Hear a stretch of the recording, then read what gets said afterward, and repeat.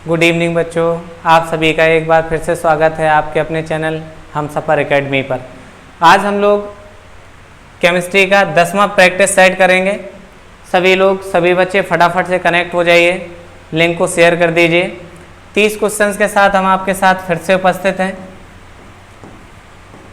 और ये आपका 10वां प्रैक्टिस सेट है। इसका लेवल 1 था। 10 लेक्चर के बाद 10 प्रैक्टिस सेट के बाद अगला जो प्रैक्टिस सेट होगा वो लेवल 2 में होगा, यानी कि यहाँ से क्वेश्चंस थोड़े अपर लेवल के होंगे और भी चाहे किंग्स जॉन्स यूनिवर्सिटी हो या फार्मेसी के लिए आप कहीं भी अप्लाई करते हैं या फिर नीट लेवल के क्वेश्चंस भी आपको केमिस्ट्री में यहाँ से लेवल 2 के साथ आप सभी लोगों को देखने के लिए मिल जाएंगे यहाँ पर।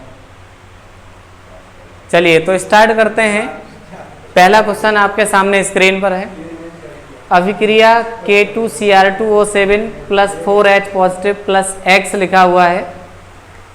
आगे लिखा हुआ है 2Cr3 पॉजिटिव, पोटेशियम पर 1 प्लस लिखा हुआ है, प्लस 7H2O में X का मान क्या है। यानी यह रेडॉक्स रिएक्शन है, ऑक्सीडेशन और रिडक्शन से रिएक्शन लिखी हुई है। इसको क्या करना है, आपको बैलेंस करना है। नंबर ऑफ एटम्स सबके अंदर बैलेंस है। आपको जो बैलेंस करना है वह आपको चार्ज बैलेंस करना है, आयंस बैलेंस करने हैं। तो एक बार देख लीजिए आयंस या चार्जेस कैसे बैलेंस होंगे। अगर 2 पोटेशियम की बात करें तो पोटेशियम यहाँ भी 2 उपस्थित हैं। 2 क्रोमियम की बात करें तो क्रोमियम की संख्या यहाँ भी 2 है। अगर 14 हाइड्रोजन की बात करें तो यहाँ भी 14 हाइड्रोजन है और ऑक्सीजन 7 हैं, जो कि जल में 7 ऑक्सीजन हैं। पूछा है एक्स का मान क्या होगा, तो यहाँ पे 3 ऑप्शन सामने लिखे हुए हैं, इनमें आपको बताना है एक्स क्या होगा। तो आइए फटाफट देखते हैं। एच पर लिखा हुआ है पॉजिटिव। जैसे ही आप यहाँ +1 से इंटू करेंगे तो टोटल प्लस का 14 आ जाएगा। एरो के इस तरफ चार्ज पे जाएंगे तो 2 से जैसे ही मल्टीप्लाई करेंगे तो +6 और पोटेशियम पर 1 प्लस है, 2 से गुणा है, +2 यहाँ पर, तो टोटल 8 हुए।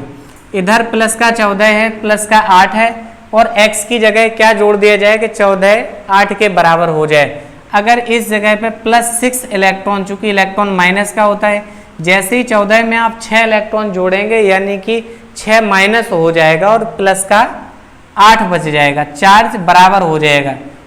जैसे ही माइनस आप करेंगे तो प्लस का 8 इधर और प्लस का 8 इधर और तुरंत क्या हो जाएगा, ये बैलेंस हो जाएगा। तो आपको क्या ऐड करना पड़ेगा बच्चों, 6 इलेक्ट्रॉन ऐड करने पड़ेंगे, जिससे 14 में 6 माइनस का जोड़ देने से बैलेंसी 8 के बराबर हो जाएगी। क्लियर है बात। तो ये रेडॉक्स से क्वेश्चन था आपका, बस बैलेंस करना था, चार्जेस आपको देखने थे, वो आपका बैलेंस हो जाएगा। दूसरा क्वेश्चन आपके सामने, मुख्य क्वांटम संख्या n बराबर 2 के लिए कुल कक्षक संख्याएं होती हैं। बच्चों क्वांटम संख्याएं होती हैं 4 प्रकार की। ये कहाँ से उत्पन्न होती हैं? क्वांटम नंबर्स की बात करें तो जब आप वेव इक्वेशन पढ़ते हैं, तरंग समीकरण, श्रोडिंगर वेव इक्वेशन, जो एटॉमिक मॉडल है जिसको वेव मॉडल कहते हैं, श्रोडिंगर का तरंग समीकरण, उससे 3 क्वांटम संख्याएं जनरेट होती हैं। मुख्य क्वांटम संख्या, दिगंशी क्वांटम संख्या और चुंबकीय क्वांटम संख्या। ये क्वांटम संख्याएं क्या बताती हैं, कोई भी इलेक्ट्रॉन किस कक्षक में उपस्थित है, उसकी ऊर्जा कितनी है, उसकी जिसके अंदर प्रेजेंट है उस कक्षक की आकृति कैसी है, इन सब ढेर सारी जानकारी के बारे में क्वांटम नंबर्स हमें बताते हैं। मुख्य क्वांटम संख्या n बराबर 2 के लिए कक्षाओं की संख्या बतानी है। देखो बच्चों, मुख्य क्वांटम संख्या कोष या कक्षा को दर्शाती है, यानी कि वह ये कह रहा है कि जब n बराबर 2 हो, मतलब दूसरी सेल है, दूसरा कक्षा है, उस कक्षा में कितने कक्षक होंगे। कक्षक के अंदर क्या होते हैं, कक्षा के अंदर होते हैं कक्षक। जैसे मान लीजिए फर्स्ट आपकी सेल हो गई, पहली कक्षा, तो इसके अंदर आपको कक्षक क्या देखने को मिलेगा बच्चों, कक्षक क्या मिलेगा, 1s। ठीक है, ये आपका कक्षक हो गया। अगर आप दूसरी कक्षा की बात करें तो 2 के अंदर आपको 2s और 2p 2 कक्षक देखने को मिलेंगे। तो उसने कहा कि टोटल कक्षक कितने होंगे। देखो बच्चों, s में बनता है 1 कक्षक और p में बनते हैं 3 कक्षक, तो टोटल कक्षकों की संख्या कितनी हो गई, 4। तो दूसरी जब मुख्य क्वांटम संख्या n बराबर 2 होगी तो फिर कक्षकों की संख्या, नंबर ऑफ ऑर्बिटल्स कितने होंगे, 4। निकालेंगे कैसे, ये बात समझ लीजिए। जब n बराबर 2 दिया है तो पूछे कि कुल इलेक्ट्रॉनों की संख्या क्या होगी, कुल इलेक्ट्रॉन्स की संख्या। अगर पूछता है कि किसी भी कक्षा में अधिकतम इलेक्ट्रॉनों की संख्या क्या होगी तो लगाएंगे बच्चों 2n²। वो पूछे कक्षकों की संख्या क्या होगी, कक्षकों की संख्या यानी कि नंबर ऑफ ऑर्बिटल्स, तो कक्षकों की संख्या लिखते हैं n² से। क्लियर है बात। देखो बच्चों यहाँ n बराबर 2 दिया था, जैसे ही 2 का स्क्वायर करोगे तो कितना आ जाएगा, 4 कक्षक बनेंगे। कोई भी सेल पूछ ले आपसे, पूछ ले थर्ड, तो क्या लगा दोगे, थर्ड का 3 का स्क्वायर लगा देंगे, तो 3 का स्क्वायर कितना हो जाएगा 9। यानी कि अगर थर्ड सेल दी हुई है उसमें कितने कक्षक होंगे तो 9 हो जाएंगे। कौन कौन से देखो एक बार, 3s 1 कक्षक, 3p 3 कक्षक, 3d कितने कक्षक बच्चों, कितने ऑर्बिटल, 5 ऑर्बिटल, 1 2 3 4 5, तो 1s 1p और 5d के 5 3 8 और 1 9 बन जाएंगे। तो यहाँ n बराबर 2 पूछा था तो कक्षकों की संख्या क्या हो जाएगी, 4। नेक्स्ट क्वेश्चन है समान द्रव्यमान संख्या, यानी कि परमाणु भार जिनके समान है लेकिन उनमें नाभिकीय आवेश, नाभिकीय आवेश क्या है, प्रोटॉन्स कैसे हैं, भिन्न हैं। नंबर ऑफ प्रोटॉन्स डिफरेंट है लेकिन द्रव्यमान संख्या समान है, तो उनको क्या कहेंगे, जिनकी द्रव्यमान संख्या समान है, इसका मतलब जिनके भार समान है। द्रव्यमान संख्या का क्या मतलब है, भार, ठीक है, जिनके भार समान है इसका मतलब वो है क्या है, समभारिक हैं। जैसे आप पोटेशियम देखते हैं तो पोटेशियम का 19 होता है, 39 लिखते हैं, ठीक है, आर्गन का 18 लिखते हैं, ठीक है, इसका भी 39 लिखते हैं। अब इन दोनों के सेम है, ठीक है, कभी क्या होता है इसका समस्थानिक लिख देते हैं, तो यहाँ क्या लिखा हुआ, दोनों के अगर भार समान है, नाभिकीय आवेश भिन्न भिन्न है, तो उनको क्या कहेंगे, समभारिक। क्वेश्चन नंबर 5 है नीला थोथा क्या है, इसे इंग्लिश में कहा जाता है विलुविट्रॉल, विलुविट्रॉल। नीला थोथा क्या चीज है, जिंक सल्फेट है, कॉपर सल्फेट है, मैग्नीशियम सल्फेट है या फिर कैल्शियम सल्फेट है। तो बच्चों याद रखेंगे विलुविट्रॉल CuSO4 × 5H2O को कहा जाता है, क्योंकि इसमें जो कॉपर 2+ आयन में प्रेजेंट होता है यह ब्लू कलर का साल्ट देता है सॉल्यूशन में, इसलिए इसको क्या कहा जाता है, नीला थोथा, विलुविट्रॉल। इसका अगर उपयोग की बात करें तो ये खाज या खुजली में सही करने के लिए प्रयोग किया जाता है इस रबड़ का। नाइट्रोजन का कौन सा ट्राई हैलाइड कम क्षारीय है, कैसे जानते हैं अधिक क्षारीय है या कम क्षारीय है। जैसे आप अम्लता जानते हैं बच्चों, एसिडिटी किस पे डिपेंड करती है, H पॉजिटिव पे, जितने ज़्यादा डोनेट करेगा उतना ज़्यादा एसिड। अगर क्षारीय प्रवृत्ति की बात करें कितना ज़्यादा एसिडिक होगा, क्षारीय प्रकृति आप जान सकते हैं लोन पेयर, ठीक है, जो बंध बनाने में भाग नहीं लेते हैं उन इलेक्ट्रॉन्स को क्या कहते हैं, लोन पेयर डोनर टेंडेंसी। जितनी ज़्यादा इलेक्ट्रॉन युग्म देने की प्रवृत्ति होगी उसकी उतनी ही क्षारीय प्रकृति होगी, नेचर उतना ही ज़्यादा बेसिक होगा। यहाँ सभी देखिए नाइट्रोजन के पास 5 वैलेंसी सेल में इलेक्ट्रॉन होते हैं, जिसमें से सभी के पास 3-3 हैलोजन जुड़े हुए हैं और एक एक लोन पेयर सभी के पास बचा हुआ है। तो अब यहाँ से क्या पता चल रहा है, देने वाले तो सब हैं लेकिन उसने पूछा कि सबसे कम क्षारीय प्रवृत्ति का मतलब जो इजीली लोन पेयर डोनेट नहीं कर पाएगा उसकी बेसिक जो टेंडेंसी है वो कम हो जाएगी। आसानी से कौन सा दे पाएगा, आयोडीन का है बड़ा आकार जो कि इसके लोन पेयर को डिस्टर्ब नहीं करेगा, इसका आकार है छोटा। नाइट्रोजन कहाँ है, फ्लोरीन के जस्ट, जब छोटे आकार के हैं तो इसके साथ जब फ्लोरीन जुड़ा हुआ होगा इनके साथ ऐसे, और इनके पास भी लोन पेयर प्रेजेंट होगा। छोटे आकार होने के कारण होगा क्या, यह इसके साथ अपनी ओर अट्रैक्ट करे रहेगा मोर इलेक्ट्रोनेगेटिव होने के कारण, जो कि आसानी से इलेक्ट्रॉन नहीं देने देगा। तो यह कैसा हो जाएगा, लेस बेसिक। कम क्षारीय हो जाएगा, मतलब यह इलेक्ट्रॉन लूज करने ही नहीं देगा, मोर इलेक्ट्रोनेगेटिविटी और साइज छोटा होने के कारण। नेक्स्ट क्वेश्चन है, फिनेंथ्रीन में पाई इलेक्ट्रॉनों की संख्या क्या है? फिनेंथ्रीन, बस सिग्मा और पाई तो आप लोग काउंट कर लेते हैं, लेकिन यह जानना पड़ेगा कि फिनेंथ्रीन क्या चीज है। समझो बच्चों, ये क्या बना हुआ है? बेंजीन, ठीक है। बेंजीन पे एक और बेंजीन अगर ऑर्थो पोजीशन पर जोड़ दी जाए तो इसको क्या कहते हैं? Naphthalene, NaPHTHALENE, naphthalene. अगर 3 जोड़ दी जाए ऑर्थो पोजीशन पर बेंजीन की रिंग तो उसको कहते हैं एंथ्रासीन, एंथ्रासीन। अब इन्होंने पूछा फिनेंथ्रीन, तो उसमें क्या होता है? ऑर्थो पोजीशन पर ना जोड़कर कुछ इस तरीके से यहाँ प्रेजेंट होती है। अब आप लगा दीजिए, ये भी एक कॉन्जुगेटेड सिस्टम होता है, डबल सिंगल इस तरीके से लगाओगे, एक यहाँ पर और एक यहाँ पर। तो कुल अगर आप गिनोगे 1 2 3 4 5 6 7, कितने पाई बॉन्ड्स हो गए? 7 पाई बॉन्ड्स हैं। तो इलेक्ट्रॉन कितने हो जाएंगे? 7 गुणे 2 इलेक्ट्रॉन बराबर 14 पाई इलेक्ट्रॉन्स। क्लियर हुई बात बच्चों? क्या होगा? 14 पाई इलेक्ट्रॉन हो जाएंगे। तो फिनेंथ्रीन में उन्होंने पूछा है कि पाई इलेक्ट्रॉनों की संख्या 3 2 5 और 2 7 होगा। मिसप्रिंट हो गया, यहाँ पे ऑप्शन नहीं लिखा है। आप ऐसा कर लो, इस 12 वाले को 14 कर लो, कितने इलेक्ट्रॉन हो जाएंगे? 14 इलेक्ट्रॉन इसके अंदर फिनेंथ्रीन के अंदर प्रेजेंट होंगे। नेक्स्ट क्वेश्चन की तरफ चलते हैं। क्वेश्चन नंबर 7 लिखा है बच्चों, इलेक्ट्रोवैलेंट से जुड़ा होता है। यानी कि इलेक्ट्रोवैलेंट का मतलब हो गया वैद्युत संयोजी। अच्छा, वैद्युत संयोजी कैसे देखते हैं? पॉजिटिव चार्ज और नेगेटिव चार्ज। CH4 कैसा है? सहसंयोजी है बच्चों, कोवैलेंट नेचर का है, सिंगल बॉन्डेड होता है। हाँ, मैग्नीशियम पे 2+ Cl पे नेगेटिव, यही क्या हो जाएगा? इलेक्ट्रोवैलेंट, ठीक है। SiCl2 ये क्या है?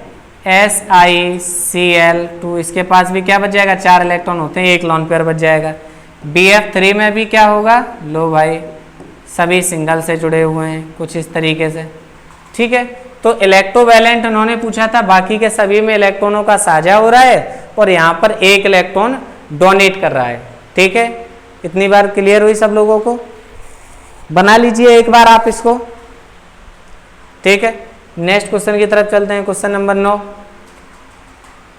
पढ़िए भाई।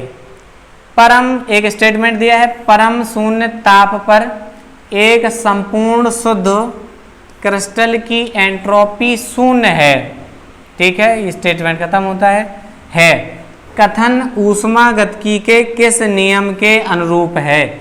किसी भी एक संपूर्ण शुद्ध क्रिस्टल की एंट्रोपी परम शून्य पर शून्य होती है, यह आपका तृतीय नियम है। कौन सा है? ऊष्मागतिकी का 3rd लॉ क्या कहता है कि किसी भी क्रिस्टल की एब्सोल्यूट टेम्परेचर पर एंट्रोपी 0 होती है।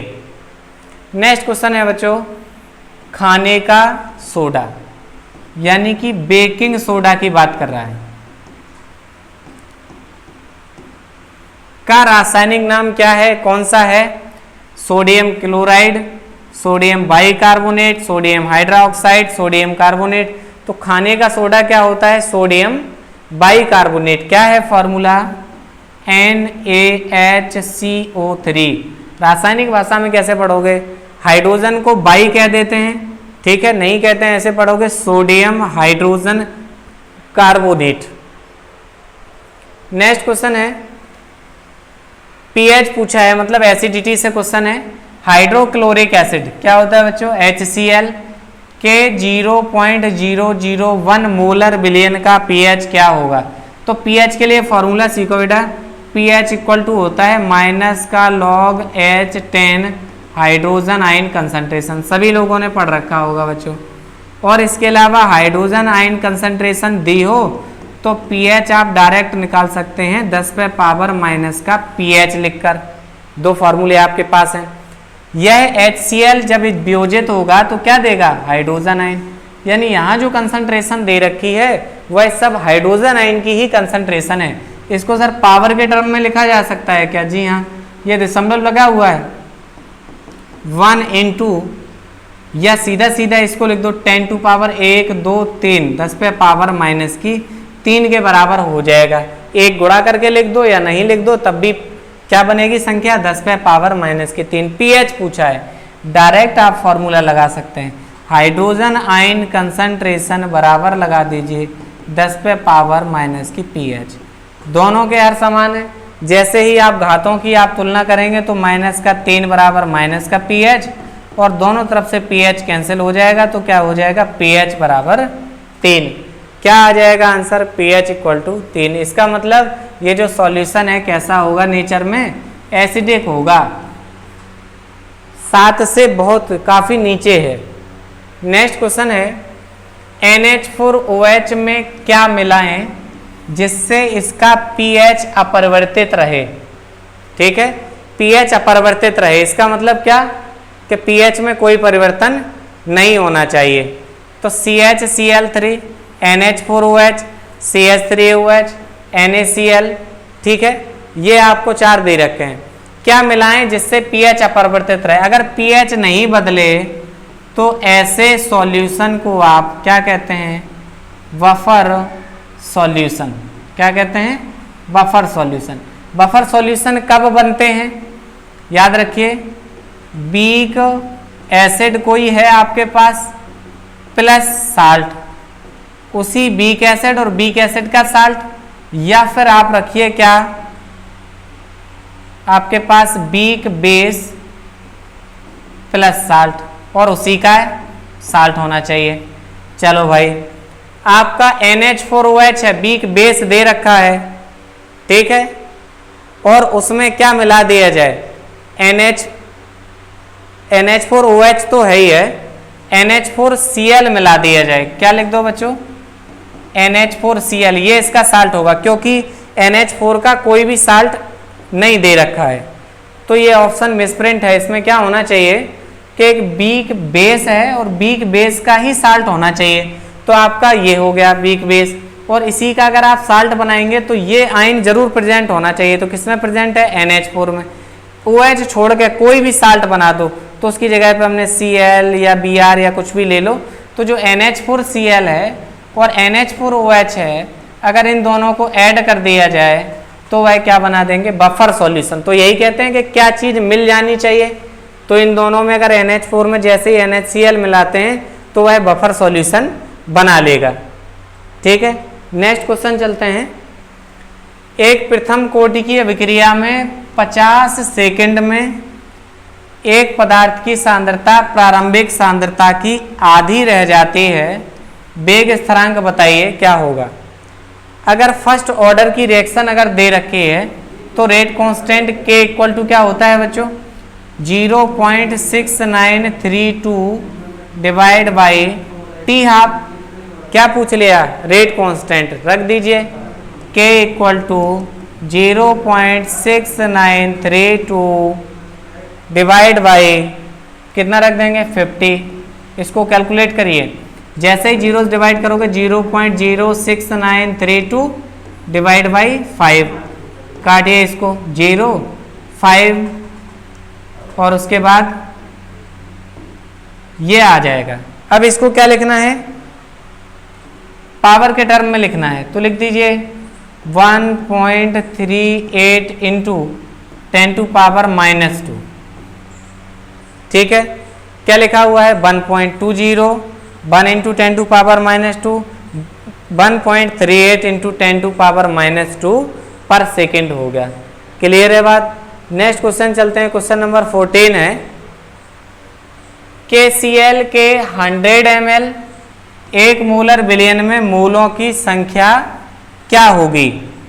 देखो भाई, मोलर पूछा है, इसका मतलब मोलरता लगाना है। मोलरता बराबर क्या होता है? मोलरता बराबर है मोलों की संख्या बटे विलयन का आयतन लीटर में। विलयन का आयतन किस में होगा, लीटर में। 1 मोलर का दे रखा है, यानी कि मोलरता की जगह पे 1 है, मोलों की संख्या पूछी है, लेकिन जो आयतन दिया है वो लीटर में नहीं दे के किस में दे दिया, ml में। तो क्या लिख दो, 1000 से डिवाइड कर दो। लो भाई क्या हो जाएगा, 1/10, 1 = n/1/10, ये इधर पहुंच जाएगा। n बराबर क्या हो जाएगा, 1/10, 1/10। अच्छा पॉइंट में लिखना है, क्या लिखोगे, 0.1। तो नंबर ऑफ मोल्स क्या आ जाएंगे, 0.1 मोल्स। कौन सा आंसर सही है, डी वाला ऑप्शन अपना करेक्ट हो जाएगा, जिसमें 0.1 मोल प्रेजेंट है। नेक्स्ट देखिए 15 नंबर,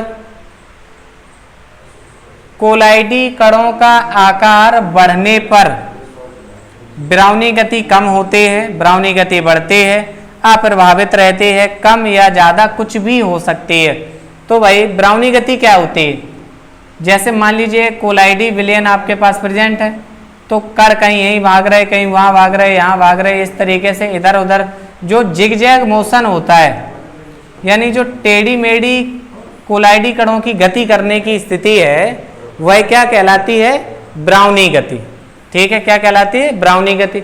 अब इन्होंने कहा कि अगर आकार बढ़ जाए तो क्या हो जाएगा, अगर आकार बढ़ जाएगा तो उनकी टक्करों की संख्या घट जाएगी और कम टक्करें करेंगी। इसका मतलब कि अगर कोलाइडी कणों का आकार अगर बढ़ा दिया जाए तो ब्राउनी गति जो है वो कैसी हो जाएगी, कम हो जाएगी। क्लियर है बात। नेक्स्ट क्वेश्चन की तरफ चल रहे हैं भाई। क्वेश्चन नंबर 15 है, जैव शक्ति सिद्धांत जिसको बिटल थ्योरी कहते हैं, देने वाले रसायनज्ञ का नाम क्या है। उस दिन भी लास्ट लेक्चर में हम लोग पढ़ चुके हैं जैव शक्ति सिद्धांत के बारे में। इन्होंने बताया था कि कोई भी कार्बनिक यौगिक प्रयोगशाला में नहीं बनाया जा सकता, यानी कि जो नेचर में मिलता है वो प्रयोगशाला में नहीं बनाया जा सकता। यह जैव शक्ति सिद्धांत कहता था। ये के देने वाले कौन थे, किसने दिया था यह सिद्धांत, बर्जीलियस ने। लेकिन इसका खंडन किसने कर दिया, वोलर ने। किससे, यूरिया बना के ये बता दिया कि कोई भी कार्बनिक यौगिक प्रयोगशाला में बनाया जा सकता है। ऐसे समावयवी जिनकी आकाशीय व्यवस्था भिन्न भिन्न होती है उनको क्या कहते हैं। तो समावयवी क्या होते हैं, उस दिन भी बताया था, इसको कहते हैं आइसोमर इंग्लिश में। ठीक है, आइसोमेरिज्म समावयवता को कहा जाता है। आइसो माने सेम होता है, मर माने यूनिट। जब 2 या 2 से अधिक यौगिकों के गुणसूत्र समान हो लेकिन उनके संरचना सूत्र भिन्न भिन्न हो तो ऐसे यौगिक संरचनात्मक समावयवी होते हैं। तो उन्होंने कहा स्पेस में उनकी अगर व्यवस्था भिन्न भिन्न हो तो उनको क्या कहेंगे, प्रकाशीय समावयवी, चलावयवी, त्रिविम। हाँ भाई, स्पेस में मतलब 3 डायमेंशन में अरेंजमेंट अगर डिफरेंट है तो उनको क्या कहते हैं, त्रिविमीय समावयवी। अगला है सभी ऋणायन होते हैं। अगर किसी पे पावर अगर माइनस लगी हुई है, कुछ इस तरीके के रेडिकल लिखे हुए हैं जिन पे क्या लगा हुआ है, माइनस लगा हुआ है, इस प्रकार के रेडिकल हैं। ऐसे सभी रेडिकल न्यूक्लियोफाइल होंगे, फ्री रेडिकल होंगे, इलेक्ट्रोफाइल होंगे या लुईस एसिड होंगे। तो जिनके पास निगेटिव होता है इसका मतलब उनके पास चार्ज कैसा है, एक्स्ट्रा है। और एक्स्ट्रा चार्ज क्या करेंगे, किसी न्यूक्लियस को ढूंढेंगे जो उनके चार्ज को एक्सेप्ट कर सके, यानी नाभिक को ढूंढेंगे। तो ऐसे सभी क्या होते हैं, जिन पे ज़्यादा हो तो वो नाभिक स्नेही होते हैं, मतलब नाभिक को ढूंढना पसंद करेंगे जिन्हें एक्स्ट्रा चार्ज वो डोनेट कर सकें। अगला लिखा है Al4C3, इसको कहते हैं एल्यूमिनियम कार्बाइड। एल्यूमिनियम कार्बाइड के जल अपघटन पर प्राप्त होता है। एल्यूमिनियम कार्बाइड Al4C3 जल अपघटित होगा, मतलब जल से क्रिया कराएंगे। बैलेंसी यहाँ से कर लीजिए, एल्यूमिनियम पे 3 होता है बैलेंसी, 4 एल्यूमिनियम लिखे यानी बैलेंसी हो गई 12। तो यहाँ क्या करना पड़ेगा, H2O भी आपको क्या लेने पड़ेंगे, 12, जिससे कि बैलेंस हो जाएगा। अब बढ़ाते हैं रिएक्शन को आगे। 3 कार्बन है, हाइड्रोकार्बन बनेगा, जल अपघटित होके क्या बनेगा, हाइड्रोकार्बन। तो कार्बन की बैलेंसी के साथ क्या बना दिया, CH4। कितने कार्बन है, 3 से मल्टीप्लाई कर दीजिए तो 3CH4 आ गया। प्लस एल्यूमिनियम पे आते, कितने एल्यूमिनियम है, 4, तो 4Al और शेष बचा हुआ एल्यूमिनियम का हाइड्रोक्साइड बना देंगे जिससे बैलेंस हो जाएगा। एल्यूमिनियम कार्बाइड के जल अपघटन पर क्या बना, कौन सा हाइड्रोकार्बन बना, क्या नाम है इसका, मीथेन। एक कार्बन को क्या कहते हैं, मीथेन, सिंगल बॉन्ड से जुड़ा हुआ है। गोबर गैस का या मार्स गैस का प्रमुख घटक है मीथेन। किसी एल्कीन से एक हाइड्रोजन हटाने पर प्राप्त मूलक को क्या कहते हैं?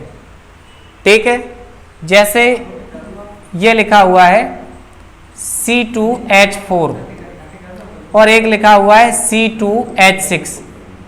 ठीक है, दोनों समझिए। अगर इससे एक काम कम करते हैं तो C2H3 बचेगा, इससे करते हैं तो C2H5 बनेगा। अगर एल्कीन से तो एल्कीनिल, क्या बनेगा? एल्कीन से एल्कीनिल, क्या था ये? एल्कीन था, एल्कीनिल बनेगा। ये क्या है आपका? एल्केन। एल्केन से एक कम होगा तो क्या बनेगा? एल्किल। ठीक है, नोट कर लीजिए दोनों। क्या? एल्कीन से बनेगा एल्कीनिल और एल्केन से अगर हाइड्रोजन कम करते हो तो क्या बनेगा? एल्किल। ये एल्किन नहीं है, क्या है? एल्किल है। ठीक है, बात क्लियर हुई। और ये किससे बनेगा? एल्काइनिल। ये बनेगा ट्रिपल बॉन्ड से, यानी कि C2H2 वाले, यानी कि एल्काइन से, एल्काइनिल। कार्बनिक यौगिकों में असंतृप्तता का परीक्षण। असंतृप्तता माने क्या बच्चों? जब डबल बॉन्ड और ट्रिपल बॉन्ड प्रेजेंट हो तो उनके लिए किसका प्रयोग करते हैं? सिफ रीजेंट का, फेलिंग का, अमोनिकल सिल्वर नाइट्रेट यानी टोलन रीजेंट का, या ब्रोमीन वाटर का। तो दो चीजें याद रखिए बच्चों, असंतृप्तता के परीक्षण के लिए आप ब्रोमीन वाटर का और KMnO4 का प्रयोग करते हैं। यह आपका येलो कलर का होता है और यह आपका पर्पल कलर का होता है।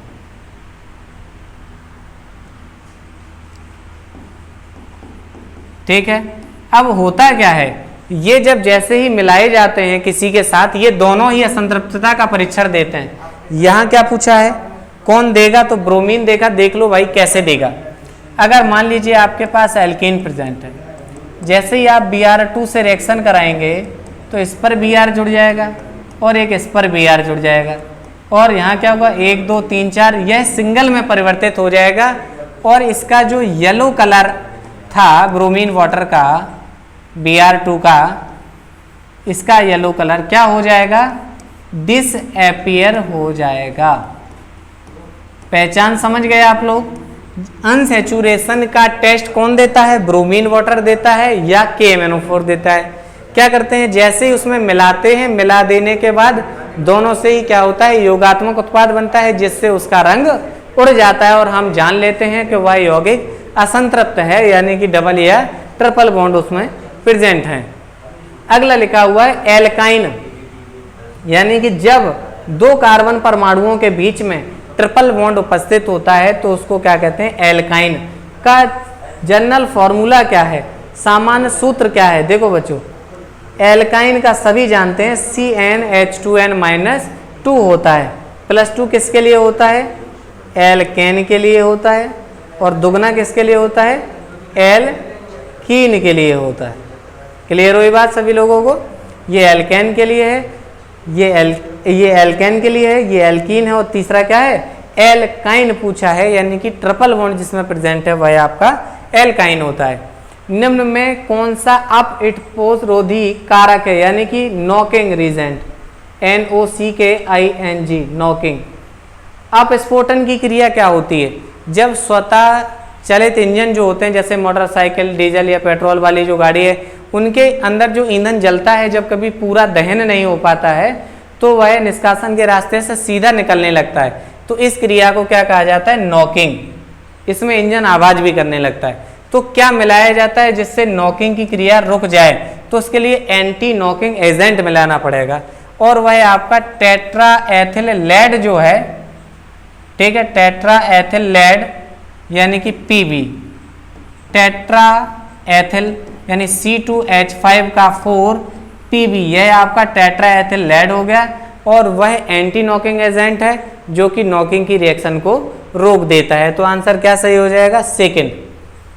नेक्स्ट क्वेश्चन की तरफ मूव करते हैं। निम्न में से कौन सा पदार्थ फ्रेयॉन है?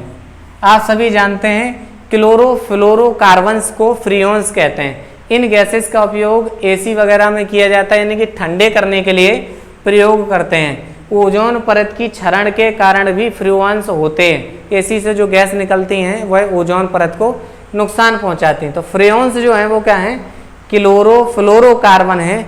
तो यहाँ CCl2F2 जो है वो आपका फ्रेओन है। डाइक्लोरो डाइफ्लोरो मीथेन इसका IUPAC नेम हो जाएगा।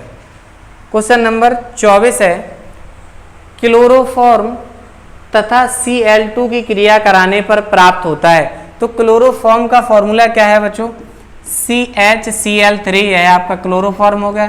क्लोरीन से कराएंगे तो यह जनरल रूम टेम्परेचर पर सूर्य के प्रकाश में भी अपक्रिया हो जाती है। यह फ्री रेडिकल मैकेनिज्म से होती है। हाइड्रोजन यहाँ से सब्स्टिट्यूट हो जाएगा, जिससे क्या बनेगा CCl4, और एक जो H हटेगा इसके Cl के साथ HCl बनाकर हट जाएगा। तो जब क्लोरीनेशन कराते हैं क्लोरोफॉर्म का तो वह CCl4 यानी कि कार्बन टेट्रा क्लोराइड में परिवर्तित हो जाता है, और कार्बन टेट्रा क्लोराइड को पायरीन के नाम से भी जाना जाता है, यह उसका उपनाम है। क्वेश्चन ये भी पूछा जाता है कि विद्युत परिपथ में लगी आग को बुझाने के लिए किस रसायन का प्रयोग करते हैं। तो CCl4 पायरीन एक ऐसा रसायन है जिसमें इलेक्ट्रिकल सर्किट में अगर आग लग जाती है तो इससे आप बुझा सकते हैं। तो आंसर क्या सही हो जाएगा आपका, CCl4 यानी कि कार्बन टेट्राक्लोराइड।